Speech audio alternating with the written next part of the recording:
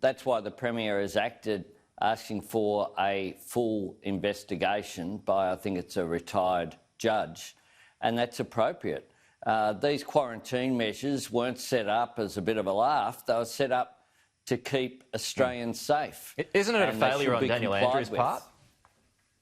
I don't think Daniel Andrews was on the security door himself personally. But could he have brought in the ATF instead of using private security firms? Oh, look, the fact is that private security firms are used for a range of measures that shouldn't be beyond the capacity of these firms are responsible if it's the case that they breached essentially what's a contract. Sky, a private contractor, are asked to do things from time to time, and I'm sure that they do them. Most private companies do that, and it's an extraordinary breach if these suggestions are proven to be fact. You got the by-election this weekend, Albo. It must feel like it's a pretty game ahead of you. How confident are you? Well, we started the campaign with the Liberals and Nationals fighting each other, and we're finishing the campaign with the same. OK, well, I was going to ask you about that. Yeah, John Barilaro, he may preference Labor. Is that what you're expecting? Well, John Barilaro made some pretty strong comments about Fiona Kotvojs after the last election, saying that he was glad on his Facebook post that she didn't win because of character issues, the personal slight against Mike Kelly, the former member.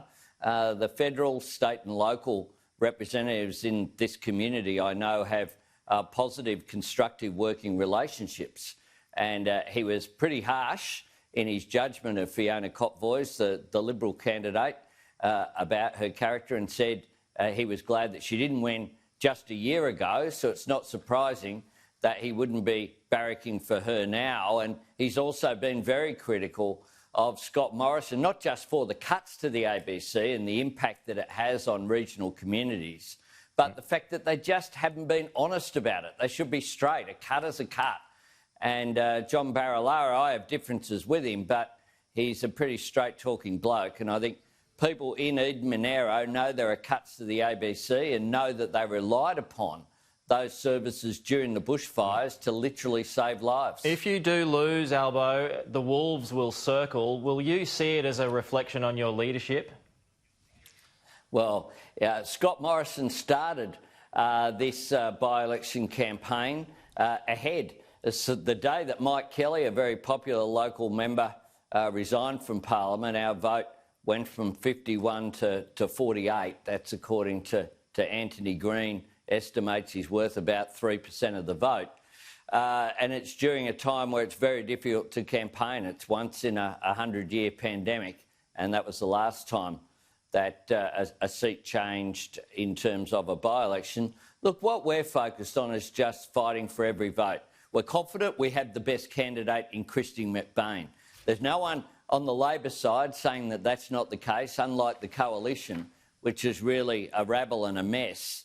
And this is an opportunity for the electorate of Eden-Monaro to send a message to the government that they need to do better, that they left people behind during the bushfires and they're leaving people behind during this pandemic. We know that a whole range of people have missed out on JobKeeper, and the government is keeping its plans for JobKeeper and JobSeeker and the potential increase in the GST all secret until after the by-election on Saturday. We've got 30 seconds left. I just have one more question. This is on this story on the front page of the Australian, the draft report on the Close the Gap. It's going to a joint council. It's increased responsibility and funding to improve health and education for Aboriginal and Torres Strait Islanders. What are your thoughts on that? Look, I just saw Minister Wyatt, and I wish him and Linda Burney, our Shadow Minister, well. This is a tough issue that governments, frankly, of all persuasions, haven't done well enough in the past. So if we can improve the outcomes, this is a stain, really, on the character of our nation. We need to close the gap in terms of life expectancy, in terms of educational opportunity, in terms of health outcomes, infant mortality. We need to do all of those measures, and one way we can do it is to empower Indigenous people themselves and to empower their organisations. We could start by recognising First Nations people in our Constitution and giving them a voice to Parliament, which wouldn't be a veto. It's just a matter of giving them due respect.